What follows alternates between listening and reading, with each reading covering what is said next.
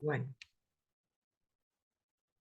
Hello, everybody, and thank you so much for spending time with me today again on Innerviews.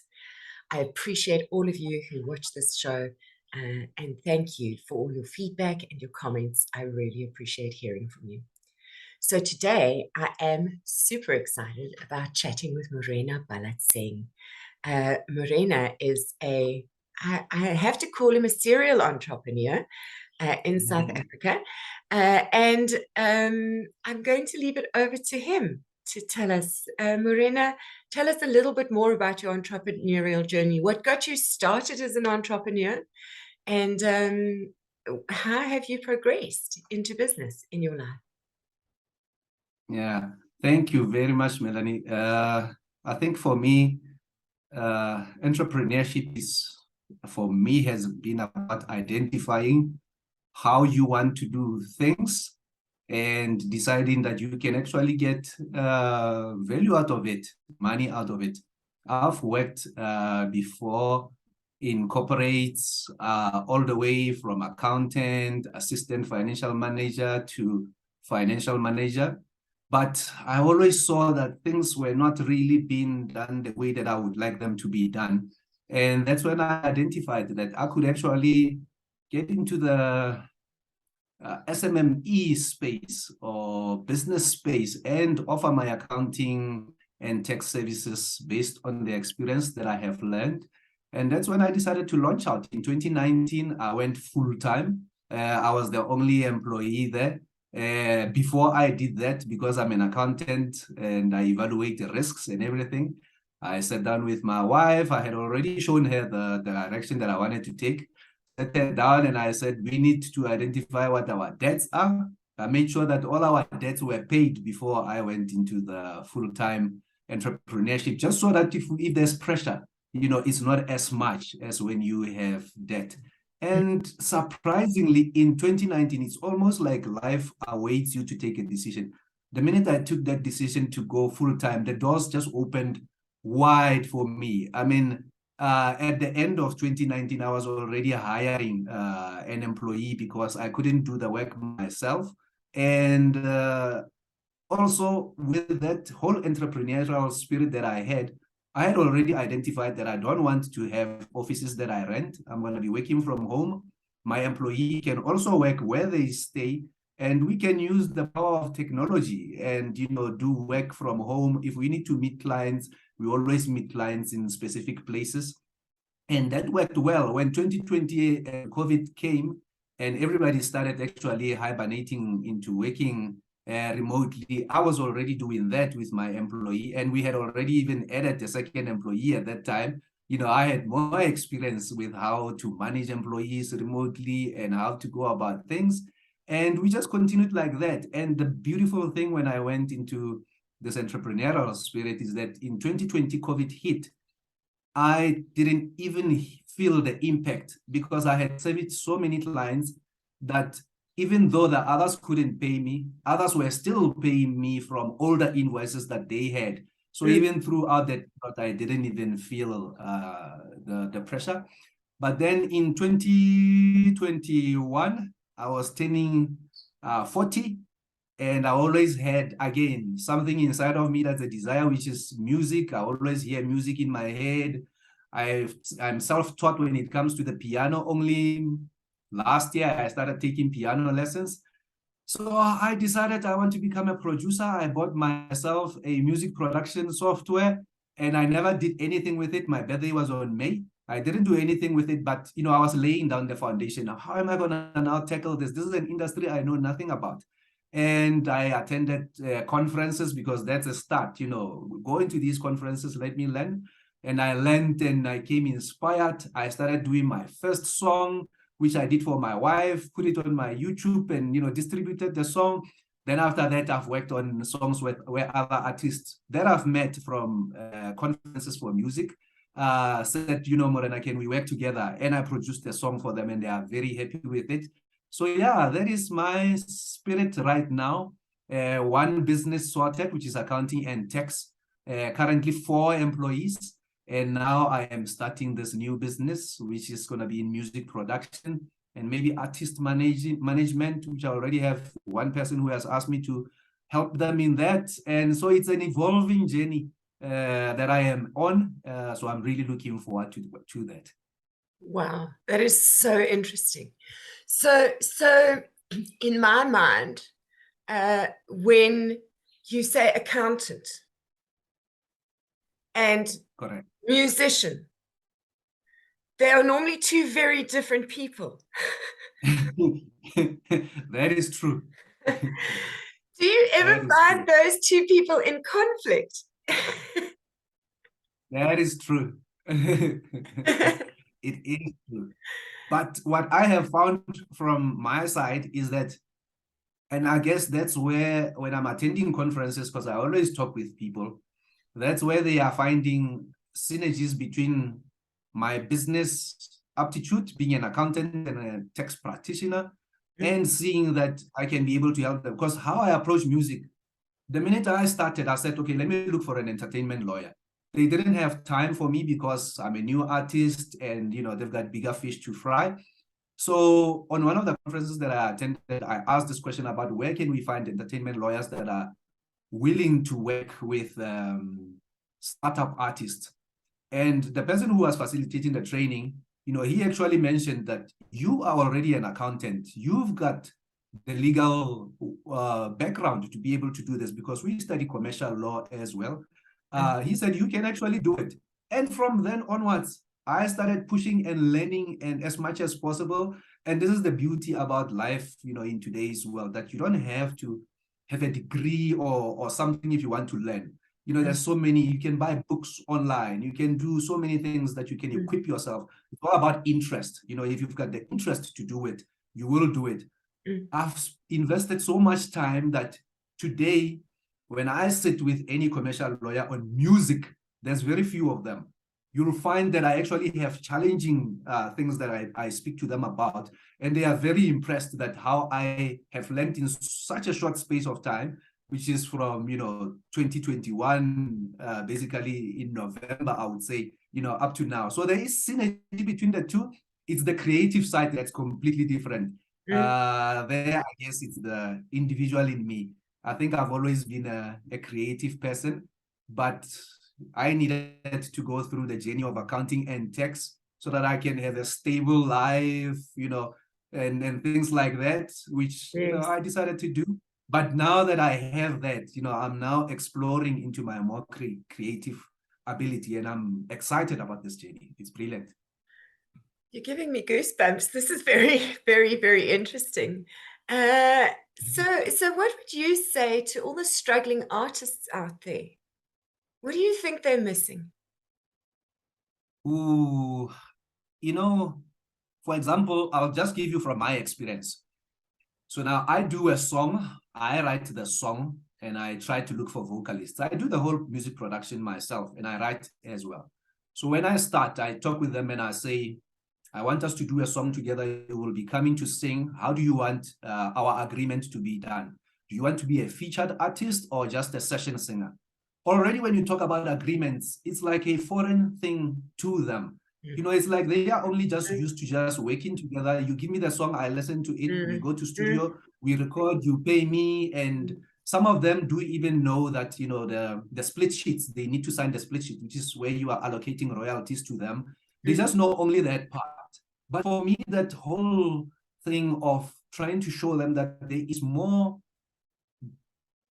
that needs to be agreed on than just that I'm going to give you a 10% of royalties, or if I'm not giving you any royalties, I'm just going to pay you a fixed fee. There is so much more. And to me, coming from the accounting perspective, is that the risk element that I always think about, that if I give somebody my song, how will I know that they are not going to take it and run away with it? You know, because I don't have an agreement with them. But where I have signed an agreement with them, I know I've got something that binds them, you know, to me, you know, that they won't take my song and throw it out there. And we know the horror stories, you know, in the music industry, where people came up with a song, they now went and, you know, maybe played it for a DJ or whoever, no agreements in place, you know, before they even did that. The DJ takes it and runs with it, and they make money out of it. Later, people come and they say, this is our song. Now it becomes more difficult to prove that it is actually your song. So there is that gap of people understanding that agreements are very important to protect themselves and to protect also the other person who they are doing whatever it is that they are doing together. So for me, I'm seeing that as a challenge, and I'm seeing that as a potential loss of income for people, because they never really got to understand. Because when you do an agreement, it will, even if people never knew that they could get a percentage of some royalties, but when an agreement is put in place, they can be able to start asking questions. But why are we not now putting something like this in place? And then that opens up a door for negotiating.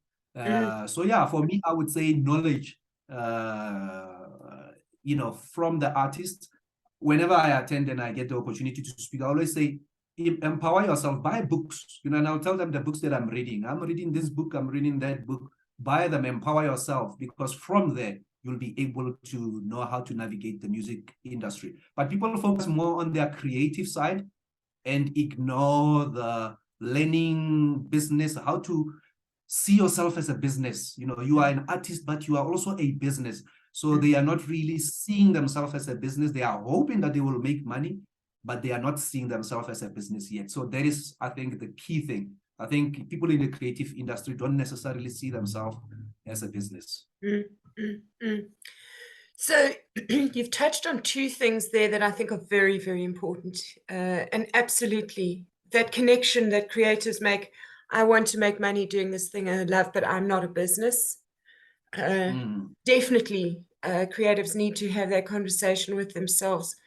And this thing around agreements, why do you think it is that people, because so I have a group on Facebook called Pricing Your Products.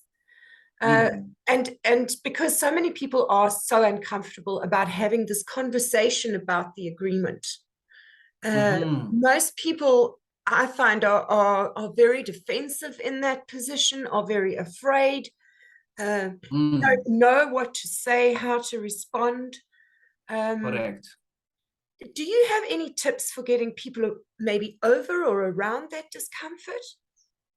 Yes, I always have this model that I have, that I know, for example, if I want to charge you for your business, I want to charge you, let's say, 5,000 Rand a month. That's the value that I believe that I'll be putting in there. There is components that go with that value, but people shouldn't be afraid to bring that to people's attention. But they need to also bear in mind that whoever they'll be working with might not have the budget to meet, for example, that 5,000 Rand per month. This is where they need to say, okay, this is my best value. It's 5,000 Rand per month that I can give you.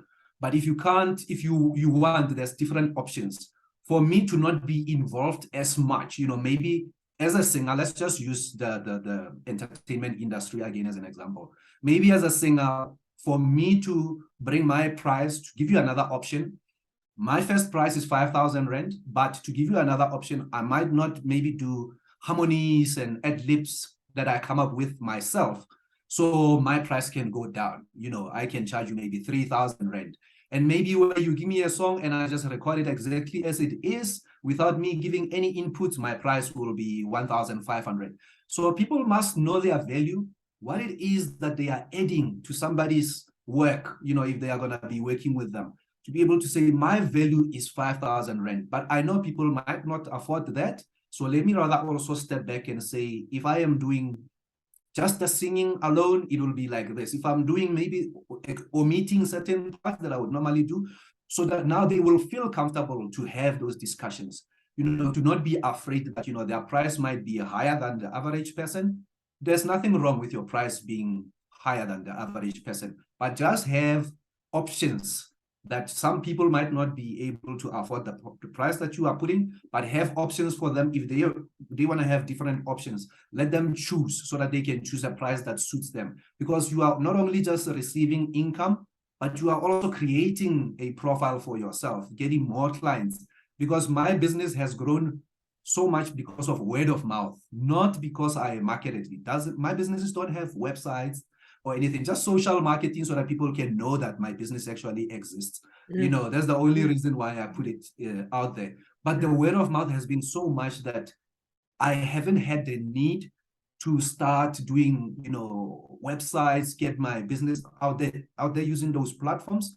And that's why people need to also put in mind that even though I want to charge 5,000, I might allow people to give me 2,000 rand, but my purpose is because I want to make sure that my brand gets out there, that I'm known in the industry, that, I am flexible, I can have a price, but I can accommodate people, because that's how people will respond. They will tell other people, if you need a singer, or if you need an instrumentalist, get this guy. He might charge you a big amount, but if you can afford, he'll meet you halfway. And that's how you build your client base. So that would be my advice, that people shouldn't be afraid. They must know their value. But at the same time, please be willing to accommodate people with different options. Do not have just one option for clients, potential clients. Just have different options for people, and sit down and strategize on how it is that you want to place value on what you offer to people. That is pure gold. Thank you so much. That is such awesome content for so many of my groups. There's so many people out there that needed to hear what you've just said. Thank you so much. Now, you're welcome. I'm going to dig a little bit deeper. Okay. Because you've said something that is really at the core of the challenge for a lot of creatives, I find, and that is, how do we know our value? When I speak to most creatives, they kind of hang up on even understanding how to begin charging an hourly rate for their time. Now, as an accountant, how would you recommend that they tackle that particular challenge? Yeah, I would always say, most people who would have an issue would be people who are starting up. So I think my comment would be more directed at them.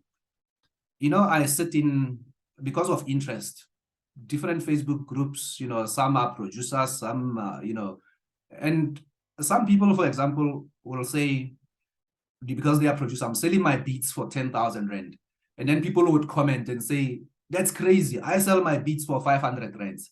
And the people who say 500 rands, I go to them and I ask them, when you sell your beats for what kind of beat is it? How long is the beat? How long did it take you to make?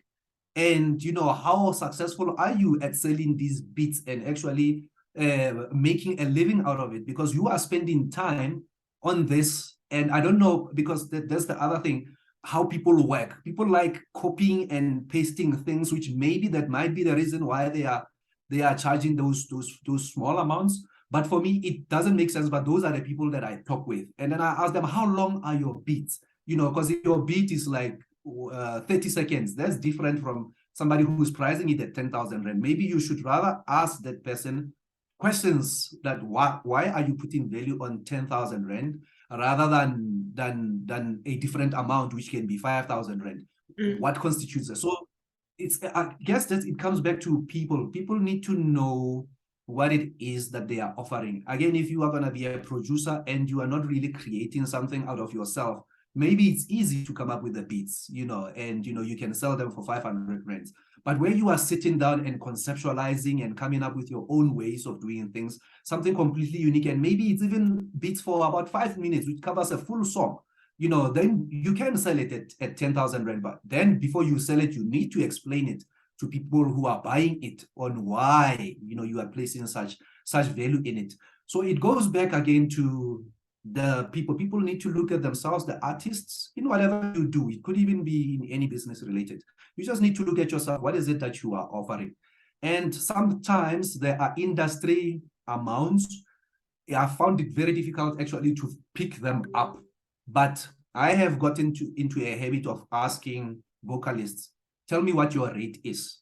So I have seen over time that there is some sort of average rate. And maybe for people to also know in the industry that they are performing at, is find your competitors. And you don't go to them as, you are a competitor. You go to them as if you are a client. Ask them what their price would be. Then after you've gone through the whole exercise of about 20 people, you sort of have a feeling of where the range needs to be. Then you can start saying, okay, if I'm going to be offering my services, am I comfortable offering the average price? So let's just use a singer, for example. You'll speak with about 10 singers and ask them for your rate. let's say the average rate comes to about 3,000 rand per session. And again, sometimes people don't define a session. It could be the whole day. It depends on what you want. So let's say you determine that it's 3,000. Then you look at yourself and the value that you are imparting. You ask yourself, the people who you will be working with, will it be too much? And the value that you carry as well, will it be sufficient, to charge? Then you can tweak around that. But you can't make an informed decision without having knowledge of what is in the market. There's this thing in business about the law of demand and supply. You need to know what the supply is in the market. What are people supplying their services at? And it doesn't hurt. Speak with as many people. Ask them, go to them and ask them that, you want to feature them on your songs. How much would they charge? Get that information. And from there, you can be able to make an informed decision. That is pure gold. Thank you. Oh, wow. I am so excited about sharing this content on all of my channels and my groups, because you have given us so much quality value in this conversation. I think a lot of people can learn from what you've just said. I would also like to, at this point, just circle back to something that you mentioned earlier that I wanted to chat about, to touch on, and that I forgot about earlier in the conversation, and that is your strategy to use word of mouth to grow your business. I would just like to let everybody who is watching know that the reason Morena and I are having this conversation today is because somebody in a Facebook group recommended him so highly that I was curious to find out more about him, because I have historically struggled with bookkeepers and accountants as an entrepreneur for the past 30 years. So when I found somebody who was actually saying they love their bookkeeper and accountant, he's the most fantastic guy to work with. He does what he says he's going to do. I had to meet the man. I'm glad. That is how well word of mouth works. And what I love about your story is that you experienced growth through COVID, which is almost unheard of. Very, very interesting. And, that's the other thing. Currently, I speak with my wife and I tell her, with the way that artificial intelligence is growing, it's growing at a rapid rate. I don't know whether accountants will be here for life. So I need to already start thinking, what would I do if accountants are not needed?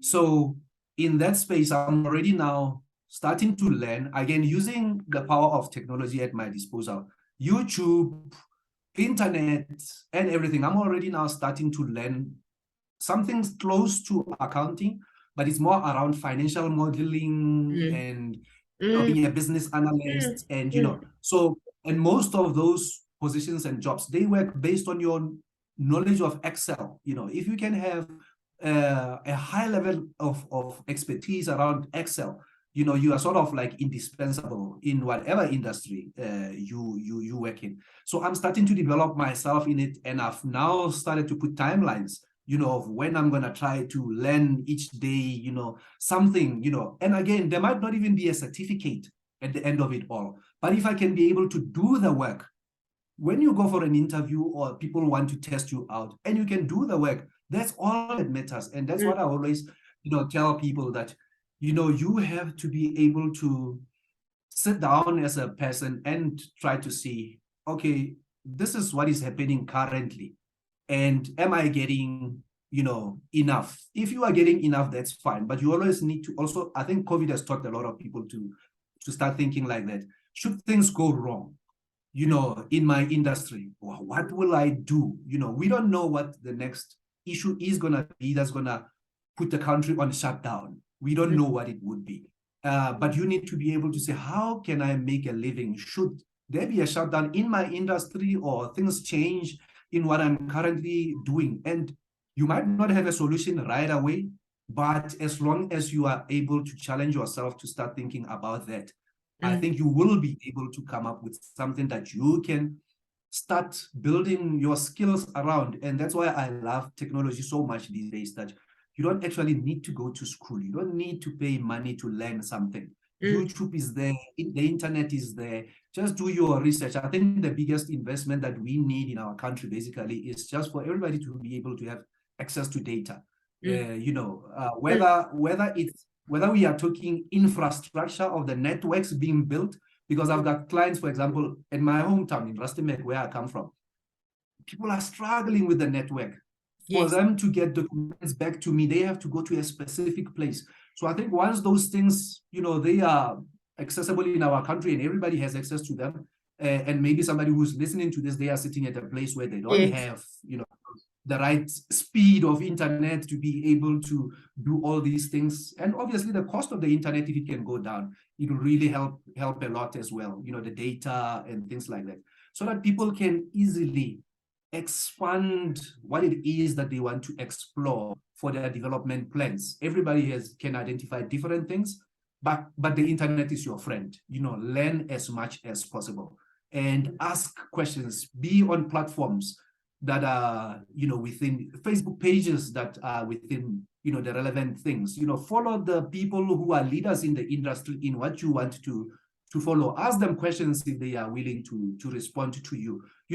Invest in yourself. So for me, that is the biggest thing. However challenges may be that may come in the future. Again, I didn't even preempt COVID myself, but my interest in getting myself out there helped me to making sure that by the time COVID hits, I had a soccer team in the professional soccer league in South Africa that was my client at that time. I didn't even plan to have that client. That client came to me because of a commercial lawyer who I had worked with, and they worked with that commercial lawyer, and they were happy for me to assist them. And by the time COVID hit, that client was always working with me because their income was not affected, because most of their income is a grant income from the PSL and their sponsorships and things like that. So yeah, just spread your net wide as you can. You never know what the future will hold. So that would be my advice. So much. Spread your net wide. That's beautiful. Yes. So we still have a little bit of time. And the one question I would like to ask you, because you've mentioned her once or twice, is your wife. It sounds like you have wonderful support from your spouse. Would you like to tell us a little bit about that and how that helps you in your business? That is critical. And everything boils down to communication. If I don't communicate the things that I love, the things that I want, where I see life going, where I would like to go, she won't know how to support me. So it boils down to communication. If you've got somebody as a supportive partner in your life, it's a blessing, especially if you can share with them. But even if you don't have a partner, but your parents or your friends or whoever, because most of my clients are actually people that I know, it's my friends. If you don't have people in your network who you talk with, that's one of the things that was mentioned about me at the conference, for music conference. The person who was facilitating it basically was saying to everybody who attended that we need to talk with each other and know each other and, use each other's strengths and stuff like that. So he referred to me as, he said, for example, you guys, most of them are, vocalists. And I think maybe 30% were like producers and others were people who are just interested in the industry. So he was giving an example. He said, guys, if you struggle to go and sell yourself and maybe you don't have the ability to talk, here is Morena. You can see since we started, when he talks, take somebody like him, go with him to your meetings, let him help you and, open the door, that when you've got a shortcoming, somebody is there. So that partnership that you need to have somebody, it can be somebody that you are unrelated to, but where you've got people who you are related to is even better. But for it to happen, it's not going to happen without you communicating with them. The communication with my wife in terms of what I want, what I like, I always make sure that I convey it to her. And whenever I need to take a big decision, about, like, for example, leaving the full-time job as a financial manager to go start my own thing, I have to sit down with her first and, she also, gives in her input, Mm, and, in the end, she says, okay, try it out. If it doesn't work, you can always go back, mm, because there is, again, a door that is always open for me as a qualified accountant and a tax practitioner. If it doesn't work, I can always go back. But mm. it's very important to have those decisions, those discussions. And again, like I say, I was telling her about me just developing myself in Excel and all these other things. There's no money that's going to be leaving the house, to go Mm. into that. She's not worried about that, but there's going to be time that I'm investing, where now I'm no longer available because now I'm focusing on this, developing on myself. It's critical that whoever that you are surrounded by, that you share with them, you speak with them, let them also, maybe they might even contribute to you and say, how about you explore this as well? And that might be something that you never thought of. It's critical that if you've got those people around you, share with them as much as possible. Let them help you grow, because I assure you that you also do the same, on other people's lives. You might not even be aware of. So for me, it's a blessing to have my wife and her support. And we haven't looked back since. She hasn't once said you need to go back to full-time job, because Yes. everything is sorted, and I'm glad, about that decision that I took. So, Morena, I see we are almost out of time. That is one of the Yeah, most inspiring conversations I've had so far with entrepreneurs in South Africa. Your energy and enthusiasm and passion for what you do makes yeah, you an absolute pleasure to listen to. Thank you so much for sharing your wisdom with us today. I appreciate it so very much. yeah. If Thank you. anybody out there is watching and would like to get hold of you, how can they find Yes. you? On Facebook, with my first name and last name, Morena Balatseng. I'm very active on Facebook. That's how I connect with people. That's where most of my clients actually come from. And there's a Facebook page for MGB, Accounting and Tax Services. M for mother, G for golf, B for boy, MGB, Accounting and Tax Services. If they like the page, the contact details will be there. WhatsApp, email, everything should be there. So that is how I would prefer people to start. Start there, start on the socials, because it's a new thing, for I would say ever since maybe 2000. It's a new platform where people connect. And yeah, let's connect there. On music, I am there as well as Morena Pianista. So I'll be releasing my music next year as an artist. I'm still again working on developing the whole business plan, how I'm gonna release, everything. It needs to be sorted out before I release my music, because I'm gonna be putting an investment into it. So I can't just put an investment and then do it half-heartedly. I need to do it, the right way. Go for it big. If I fail, at least I failed knowing that I've put the basics right. I would hate to fail and know that I didn't give it, 100% effort. So yeah, people hit me up on the socials and I'm ready to talk. I'm willing to even share information, to artists in the creative space if they need advice, or maybe from my insights. I'm there. That's awesome. So, thank you everybody for watching. I hope you have a fantastic day. Take care. Thank you. Bye.